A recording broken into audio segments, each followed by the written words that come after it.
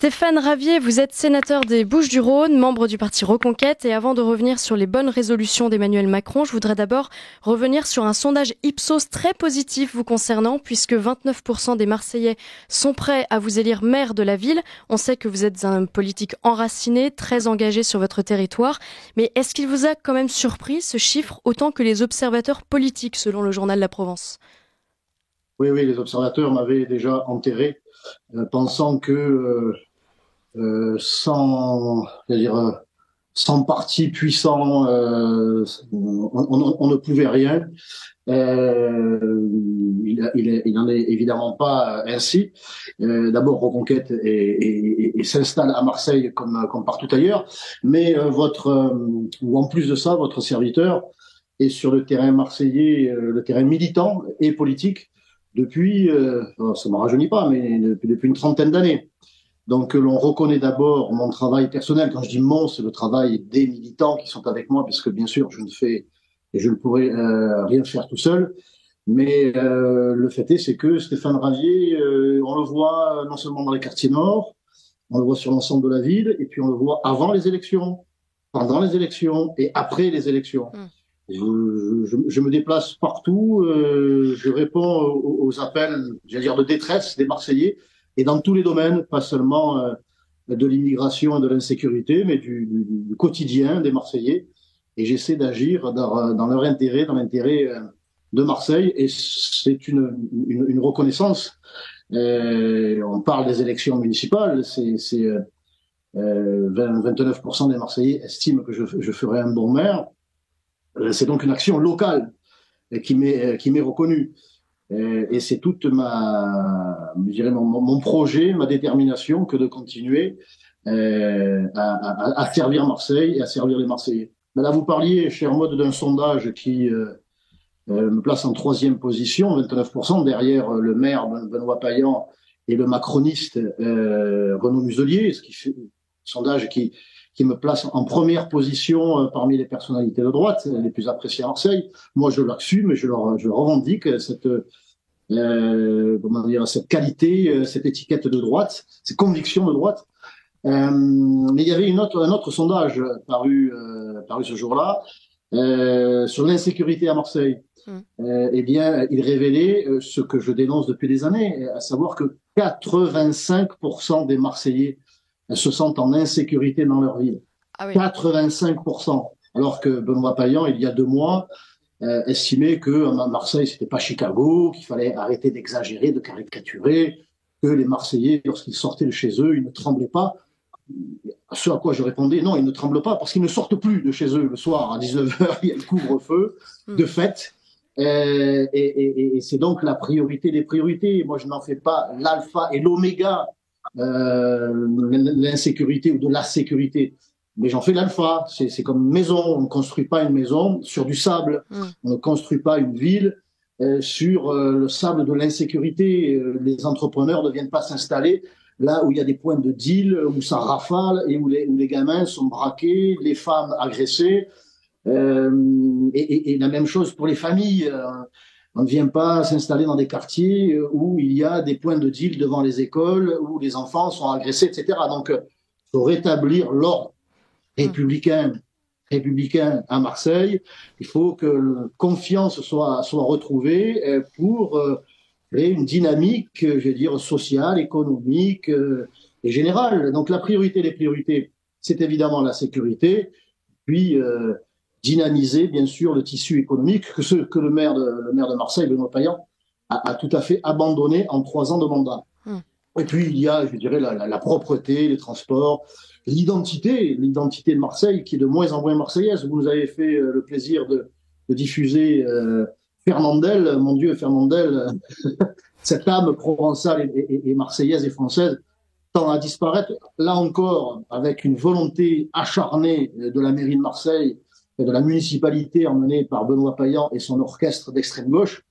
On l'a vu à travers cette affaire du château de la Busine, qui est le château de ma mère, de Marcel Pagnol, et qui a été la cible des attaques de la municipalité d'extrême gauche. Donc, oui, il y a beaucoup de choses à faire à Marseille.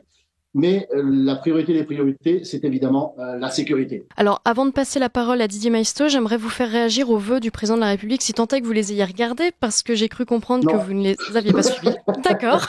c'est pas moi en tout cas. Il n'y a qu'à regarder l'état des écoles. Bon, déjà, Emmanuel Macron a découvert l'humidité de l'eau. Ça y est, il a encore changé d'avis. Il a constaté qu'il y avait une culture française, qu'il y avait une histoire. Il y a quelques mois, il a affirmé le contraire. Et puis il y a son nouveau poulain là, Gabriel Attal, qui, alors lui, il a quand même des déclarations, des positions qui sont quand même assez radicalement différentes que celles tenues par son prédécesseur. Il a été très ferme, Monsieur Attal, sur l'affaire dite de l'abaya, du port des abayas, vous savez, ce vêtement islamique évident, contesté par l'ancien ministre de l'Éducation. Donc il a été très ferme dans le verbe, mais ensuite sur le terrain, c'est au chef d'établissement à se débrouiller. Bon, ça part de là, on va dire. Hein, ça part de là. Il y a une volonté. Faut-il encore qu'il y ait les moyens mis à la disposition des chefs d'établissement et des professeurs pour que ce phénomène-là, comme je n'ai pas entendu par contre le président s'exprimer sur le militantisme LGBTQI++++, le wokisme en général, qui fait des ravages dans notre système scolaire et surtout dans nos chères petites têtes blondes ou brunes, je ne sais pas si on a encore le droit de dire blondes. Sur ce sujet-là, je n'ai pas entendu le président de la République, alors qu'il est urgentissime de rétablir l'école dans ses missions d'apprendre à lire, à écrire, à compter, à connaître son histoire, éventuellement en être fier. Donc on verra ça dans les mois et les années à venir, si cette urgence est une réalité au-delà des mots, au-delà du déclaratif, qui est si cher au président de la République. Et vous, Monsieur Maistre, vous évoquiez la particularité marseillaise qui voulait qu'en 2005, ou qui aurait encore tenu en 2005 et qui a finalement plaqué au cours des émeutes au mois de juillet dernier. Mais je voudrais contester cette affirmation, parce qu'en 2005, s'il n'y a pas eu d'émeute à Marseille, c'est parce que déjà, et ça a été reconnu, déjà, les réseaux de stupes ont tenu les quartiers. Il était hors de question que le business soit interrompu en raison d'émeutes qui auraient entraîné l'intervention des forces de l'ordre dans les cités du stup. Ce n'est absolument pas, c'est foutu de nous. Je l'ai d'ailleurs dénoncé à l'époque. On a fait croire qu'il y avait un modèle marseillais d'intégration tel que et si particulier que même dans cette France enflammée, embrasée, eh bien Marseille tenait, le modèle marseillais tenait encore. C'est évidemment, je dirais, une fable. Les réseaux de stup étaient déjà bien installés à Marseille et ont tenu la boutique dans le sens commercial du terme, ou commerçant. Aujourd'hui, au mois de juillet, ce modèle a fini par craqueler, puisque les cités n'ont pas énormément bougé, le business a continué, il y a eu quelques agitations de trop dans les quartiers nord. C'est le centre-ville qui a été saccagé. Je crois que Marseille est la ville ou l'une des villes qui a été le plus saccagée, le nombre de commerçants et de commerces qui ont été les plus incendiés et les plus pillés. Des razzias, le terme, je dirais, correspond assez bien aux individus qui se sont livrés à ces attaques. Les razzias, les attaques envers la police, les bâtiments publics ont été extrêmement forts au mois de juillet à Marseille, parce que le phénomène de l'immigration de masse s'est largement développé, que le phénomène du rejet du modèle français et du modèle marseillais a été rejeté aussi.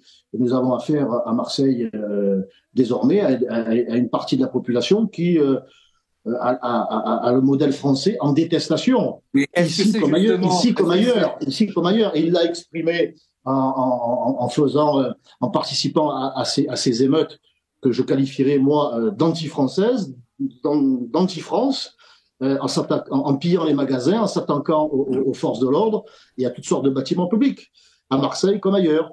Mais qu'est-ce qui a changé? Le leur ne fonctionne plus. Donc, c'est même plus un vœu. Ce n'est même plus souhaité. C'est bien là le problème.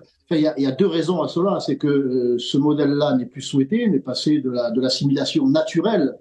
Moi, ma mère, elle est née en Italie. Elle était née en Italie, est arrivée en France avec ses parents, et puis elle a eu un frère et trois sœurs, auxquels mes grands-parents donnaient des prénoms français d'ailleurs. Il n'y a que ma mère qui portait un prénom italien. Et il allait de soi que l'on s'assimile au pays qui vous accueillait parce que l'on avait conscience, les immigrés italiens, espagnols, arméniens, polonais, avaient, je dirais, ce réflexe naturel que de rendre à la France la monnaie de la pièce.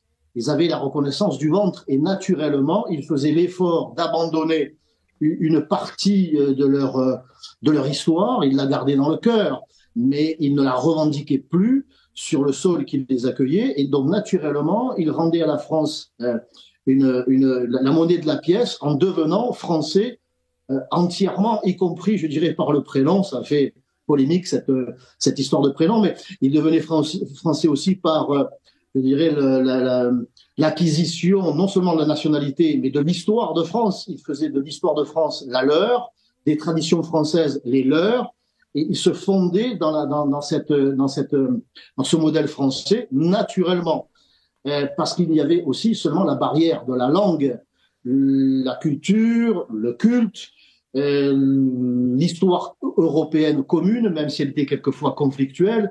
Il y avait quand même un creuset commun. Et puis, c'était une immigration quand même assez maîtrisée. D'ailleurs, beaucoup d'Italiens sont rentrés chez eux après avoir travaillé en France. Travaillé, ils ne sont pas venus pour être assistés et sans aucune démarche revancharde ni haineuse. Donc, il y a eu une immigration européenne maîtrisée, dont une partie s'est fondue et restée en France et s'est fondue dans la nation, dans le sens très large du terme, dans la nation française. Et puis, il y a toujours, et de plus en plus, une immigration, je dirais, non plus horizontale, non plus européenne, mais verticale, c'est-à-dire, pour faire simple, africaine, maghrébine, africaine, subsaharienne, qui, elle, est massive et qui ne peut donc, en raison du nombre, s'assimiler, et qui ne peut d'autant moins qu'on ne leur demande même plus, qu'on leur fait savoir qu'en raison de leurs différences, rappelez ces slogans, hein, nous nous enrichissons de vos différences. Mais on voit ce que ça donne, des différences de civilisation. C'est le chaos. Alors justement, il y a une loi. En raison de la masse, des différences culturelles, historiques, civilisationnelles et des gouvernements qui se sont couchés devant l'urgence de maîtriser cette immigration massive, eh bien, on en arrive à cette situation incontrôlée d'anarchie, et y compris à Marseille, d'anarchie dans tous les domaines. Alors justement, il y a une loi immigration de l'identité économique et sociale. Ce qui manque, c'est une bonne paire de C. Une bonne paire de C, vous savez, c'est le courage et la cohérence. C'est ça la paire de C. N'imaginez pas que je puisse être grossi en ce début d'année. Le courage et la cohérence, c'est ça qui manque à la droite, parce qu'il y a un véritable terrorisme intellectuel et politique que nous a imposé et que nous impose encore la gauche depuis 30 à 40 ans. Et vous citiez le Danemark. Le Danemark a pris des mesures extrêmement énergiques. En peu de temps, pourtant, Dieu sait que le Danemark, ces pays nordiques sont des exemples d'accueil, de tolérance. Et ils ont accueilli justement des centaines de milliers, voire des millions d'étrangers aux origines culturelles, géographiques radicalement différentes. Donc ils ont tendu la main, ils ont ouvert les bras, et ils ont constaté que non seulement on ne leur rendait pas, je dirais, la monnaie de la pièce, mais que cette immigration constituait un véritable danger et dans tous les domaines. Et comme c'est la gauche qui est au pouvoir, et qu'elle est courageuse, qu'elle a les yeux grands ouverts, puisque nous avons une gauche qui a les yeux grands fermés, eh bien, elle a pris des mesures et personne, évidemment, ne va le lui reprocher. En France, nous avons une gauche qui est immigrationniste, qui a abandonné les classes populaires pour se tourner vers une autre clientèle électorale, parce qu'à terme, ils sont naturalisés, ou leurs enfants, évidemment, étant nés ici, sont français et constituent des gros bataillons électoraux. C'est une stratégie électorale, et elle interdit à la droite, aux différents mouvements qui constituent cette famille politique, elle interdit moralement, c'est une histoire de morale, aux familles, au groupe qui constitue cette famille de droite, de s'unir, alors que, vous le remarquez, dans le verbe, Ciotti, Zemmour, Bardella peuvent partager l'essentiel non seulement du constat, mais souvent des solutions à y apporter. Mais il y a ces fameux mais. Mais mon Dieu, que va dire la gauche? Moi, je l'entends, je le vois quotidiennement, en tout cas quand on parle du sujet au Sénat, la droite est terrorisée, en fait. Ceux qui se présentent comme étant de droite, je dirais les LR, dès que c'est pas une image, hein, c'est une réalité, je dirais presque physique. Moi, j'observe mes chers collègues de gauche, mais vraiment physiquement, pointer du doigt les sénateurs de droite, en leur dire attention, vous êtes en train de vous allier, vous êtes en train de, avec Belzébuth, avec Monsieur Ravier, avec Reconquête, etc. Et j'observe que physiquement, les sénateurs LR, ils sont terrorisés, ils sont tétanisés. Oh là là, mon Dieu, surtout ne pas froisser la gauche. On risquerait d'avoir un article dans Libération ou dans Mediapart. Et moi, je leur dis, mais qui lit Libération et Mediapart? Ce sont déjà ce qui reste de militants de gauche et d'extrême gauche qui sont convaincus. Soyez des hommes et des sénateurs, des sénatrices parlez de la gauche, libres. Soyez, il y a aussi un certain... Restez fermes sur vos convictions. Et c'est là le problème, c'est qu'ils ont quelquefois des convictions, mais ils n'ont pas le courage de les assumer. Il y a deux sortes de patrons. Il y a les patrons qui ont les mains dans le cambouis, ceux qui sont vraiment dans leur entreprise avec leurs employés, et ceux-là qui sont écrasés de charges, et qui souvent, comme les restaurateurs, le BTP, encore que le BTP annonce qu'ils vont supprimer 10 000 emplois cette année, ils nous disent qu'ils ont besoin de l'immigration. Bon, il faut quand même être cohérent. Bon, mais il y a ceux-là qui sont écrasés de charges et qui, quelquefois, ne trouvent pas de main-d'œuvre parce que les salaires sont trop bas, en raison des charges qui sont trop élevées. Ceux-là, ils voudraient bien embaucher des Français. Ils voudraient bien, mais ils ont du mal à en trouver parce que les salaires sont trop bas. Je crois que les Français souhaitent travailler en obtenant un salaire décent pour pouvoir répondre aux besoins de leur famille. Et donc ceux-là, il faut les aider en supprimant, ou pas en supprimant, parce qu'on ne pourra pas les supprimer totalement, mais en réduisant les charges. C'est ça qu'ils demandent. Et puis vous avez une partie des patrons qui, eux, patronnent dans leur couper des réalités, certains patrons du CAC 40, qui, eux, sont toujours dans cette logique de faire venir des nouveaux je dirais des esclaves, en tout cas une main-d'œuvre taillable et corvéable à merci qui n'aura aucune revendication salariale, ni syndicale, ni quoi que ce soit. Et ceux-là, ce sont des patrons voyous. Il en existe. Moi, j'appartiens à cette famille politique qui, depuis 30 ans, dénonce cette immigration qui, en réalité, est un outil qui permet à certains de s'enrichir en faisant pression sur les salaires, ce qui empêche donc les Français d'obtenir des salaires décents, et ce qui permet à des patrons d'entreprises politiques d'avoir une nouvelle clientèle électorale, des patrons d'entreprises syndicales d'avoir de nouveaux militants. Alors Stéphane Hervier, je vous interromps. C'est ça la réalité. Il y a deux sortes de patrons. Je crois qu'il ne faut pas tous les mettre dans le même sac. Monsieur Maistre, vous évoquiez le RPR des années 90. La plateforme RPR UDF à l'occasion des élections législatives de 1986. Alors évidemment, je parle d'un temps que les moins de 50 ans ne peuvent pas connaître. Mode n'était pas né. C'était proportionnel à l'époque, en 86. Il y avait la proportionnelle, et le Front National de Jean-Marie Le Pen était en pleine expansion. Et pour contrer cette avancée du Front National et de ses idées, cette plateforme avait proposé aux électeurs des idées, des propositions extrêmement fermes. Et moi, je me souviens que Juppé et toute la bande, pour eux, à cette époque, l'islam était incompatible avec la République. L'islam, je ne parle pas d'islamisme. Ça, c'était Juppé, c'était le RPR-UDF de 86. C'était la préférence nationale et pas la priorité nationale. Je vais y revenir.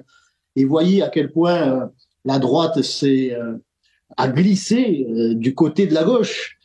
Et certains sont restés sur ces positions parce que il s'agissait non pas de position électorale, mais de conviction. Votre serviteur, par exemple, il est resté sur la préférence nationale et pas sur la priorité nationale. Et donc, l'ensemble de ce qui s'appelait la droite à l'époque a opéré chaque année un peu plus, et assez vite d'ailleurs, parce que dès que cette plateforme a finalement remporté les élections, qu'on a eu Jacques Chirac Premier ministre, eh bien, tout ça a été jeté par la fenêtre. Il a fallu seulement 2 ans pour que la droite trahisse les électeurs et trahisse la France, parce qu'à cette époque-là, il eût été plus facile de renverser la vapeur face à une immigration qui était déjà une immigration de masse et communautaire. Bon, donc vous voyez que les engagements pris à l'époque par ce que l'on appelait la droite, eh bien, ils ont été très vite oubliés. C'est pour ça que cette loi immigration, quand j'entends, et je vais essayer de répondre, je dirais de façon sereine et non agressive, parce que mes amis ou les anciens amis du RN diront, voilà, écoute, Stéphane Ravier, et à travers lui, Reconquête, ce sont des rageux. Ils ont tellement la haine de ne pas être à l'Assemblée nationale, ils sont dans l'invective permanente. Donc je vais essayer d'être, je dirais, de répondre de façon très factuelle sur cette loi immigration et sur le positionnement des députés du Rassemblement national. Ils avaient rejeté le premier texte présenté par le Sénat. Un texte sur lequel je m'étais prononcé par une abstention, parce qu'il y avait eu des avancées. Ce que je considère, moi, comme étant une avancée, la suppression de l'AME. Il y avait quand même la suppression de l'AME, il y avait des mesures qui, je dirais, durcissaient l'accès à la France, on va dire, et à son système social. Il y avait quelques avancées, mais il y avait toujours cette régularisation des clandestins, non plus par la loi, mais, je dirais, par le pouvoir discrétionnaire des préfets, déchargés de cette responsabilité sur les préfets, et les préfets prenant leurs ordres du ministre de l'Intérieur, ça permettait une régularisation en réalité massive. Bon, donc je m'étais prononcé par l'abstention, je ne pouvais pas évidemment valider une régularisation. Donc il s'est passé ce qui s'est passé, ce premier texte a été rejeté, puis il y a eu la CMP, la commission mixte paritaire, qui nous sort un nouveau texte, et là, surprise, le Rassemblement national et les LR et certains Renaissance votent ce texte. Et la gauche, qui remplit son rôle, parce que c'est une pièce de théâtre, chacun a joué son rôle, oh mon Dieu, c'est une atteinte insupportable, historique aux valeurs de la République, c'est la droite qui se couche devant l'extrême droite, regardez la préférence nationale par exemple. Il n'y a pas de préférence nationale, c'est une priorité nationale. Ça veut dire que les droits sociaux qui sont accordés de facto aux Français, eh bien, le seront à terme, après une période de carence, on va dire, d'attente, ils le seront aussi, après 2 ans, 3 ans, accordés aux étrangers. C'est ça la réalité de la priorité nationale. Alors que la préférence nationale, ce sont des droits sociaux qui sont accordés exclusivement aux Français et aux seuls Français. Donc on voit bien que le Rassemblement national a mis beaucoup d'eau dans son vin et joue sur les mots. Il laisse la gauche en faire des caisses pour faire croire qu'il y a un véritable durcissement. Et estime donc que puisque des parlementaires de droite, les LR, se sont, je dirais, aventurés à voter ce texte, ils ne pourront plus revenir en arrière. Puisqu'ils ont soutenu cette priorité nationale, ils ne pourront plus revenir en arrière. Une barrière est tombée, une barrière idéologique. Je pense que c'est faire preuve de naïveté. Je vous l'ai dit, regardez rappelez-vous ce qu'ils ont promis en 86, et en quelques mois, ils l'ont abandonné. Ce qu'ils ont voté là pour cette loi immigration, ils l'ont fait une fois, mais ils feront exactement le contraire s'il le fallait dès demain. Ça ne leur pose aucun problème. Ils n'ont pas de ligne, ils n'ont pas de conviction. Et dans le même temps, qu'est-ce qui a été voté? Le retour de l'AME, 1,2 milliard d'euros nécessaires pour financer la prise en charge à 100% des soins médicaux des clandestins, des seuls clandestins, pendant que le gouvernement exige de l'hôpital public une économie de 600 millions d'euros, que des professeurs sont obligés de faire l'aumône pour financer un scanner, pendant que l'on soigne aux urgences sur les parkings des hôpitaux. C'est ça la réalité. Et le Rassemblement national a voté cela. Comme il a voté la régularisation, et Darmanin, évidemment, ne s'est pas gêné de le faire savoir, les députés du Rassemblement national ont voté la régularisation de 10 000 clandestins par an. Ça constitue évidemment un appel d'air, puisque quand vous avez 10 000 clandestins qui sont régularisés, ils font venir leur famille. Et puis on envoie un signal aux candidats à l'immigration, et vous voyez, vous finirez par être régularisés. Et puis si on y ajoute que 93% des OQTF, des ordres de quitter le territoire français, ne sont pas exécutés, vous avez là toutes les conditions pour qu'il y ait un nouveau torrent migratoire, en tout cas pour qu'il continue à se déverser sur le sol européen et français en particulier. C'est ça la réalité. C'est ça ce qui explique la position. C'est ça la réalité de cette loi sur l'immigration, c'est que l'on a pris les Français pour des imbéciles par stratégie électorale et pas par volonté politique. On aurait pu rejeter le texte, parce que si le Rassemblement national ne l'avait pas voté, il passait quand même. Mais s'ils avaient voté contre, on se débarrassait du texte en même temps qu'on se débarrassait du ministre. Parce que Darmanin n'aurait pas pu, là, tenir son siège, tenir son poste.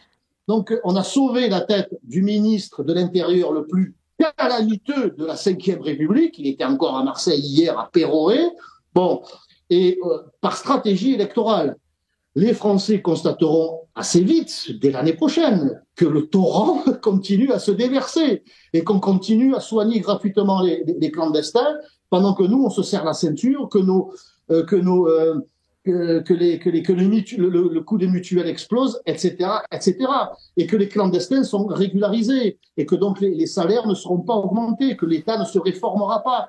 Donc je trouve que la stratégie de Marine Le Pen, à court terme, médiatiquement parlant, elle a remporté la partie puisque la gauche fait tout pour cela.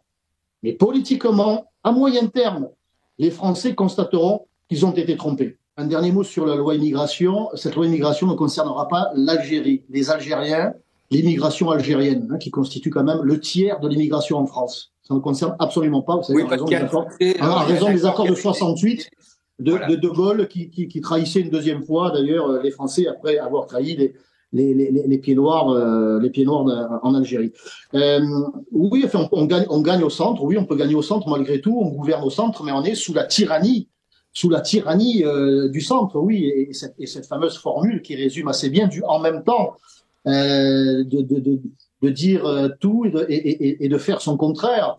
Nous avions Darmanin à Marseille hier. Il est venu pour la 30e fois à Marseille en 3 ans. Il continue à pérorer et être dans le en même temps, et être dans le mensonge aussi, parce que c'est quand même ça le en même temps. On peut pas tenir le en même temps de façon cohérente. On est dans le mensonge permanent. Le dernier mensonge de ce représentant du en même temps qui est monsieur Darmanin. Très vite, s'il vous plaît. Les chiffres du 31 décembre des voitures brûlées. Il a osé nous dire qu'il n'y avait eu que 745 véhicules brûlés. Je crois que c'était 10% de moins que l'année dernière. Après vérification, c'est 10% de plus. C'est 10% de plus. Mais il ose tout. Et ça passe parce qu'il y a une bienveillance, manifestement, qui lui est accordée et qui est accordée au président, qui nous a encore fait du en même temps à l'occasion de ses vœux. Un président qui voudrait parler de culture française, d'identité française, mais dont on voit bien qu'il bannit ou qu'il nie le drapeau français et la nation française à travers, je dirais, sa présence soupçonnée parmi d'autres drapeaux d'autres nations. Donc moi je crois qu'on peut gouverner à droite. Et c'est toute la démarche de Marion Maréchal et d'Éric Zemmour, et de Marion Maréchal à l'occasion des élections européennes, que de faire savoir que il faut être, quand on est de droite, eh bien il faut le dire, il faut l'affirmer, il faut affirmer ses convictions. Et puis au lendemain, au soir de ce premier et unique tour des élections européennes, puisque c'est un scrutin à la proportionnelle, eh bien tous ces députés européens de droite, eh bien pourront faire basculer cette majorité. Merci Stéphane Ravier, je suis désolée, je dois Parlement européen et vous changer la donne, et y compris sur les textes européens sur l'immigration. On peut aussi changer cette réalité-là.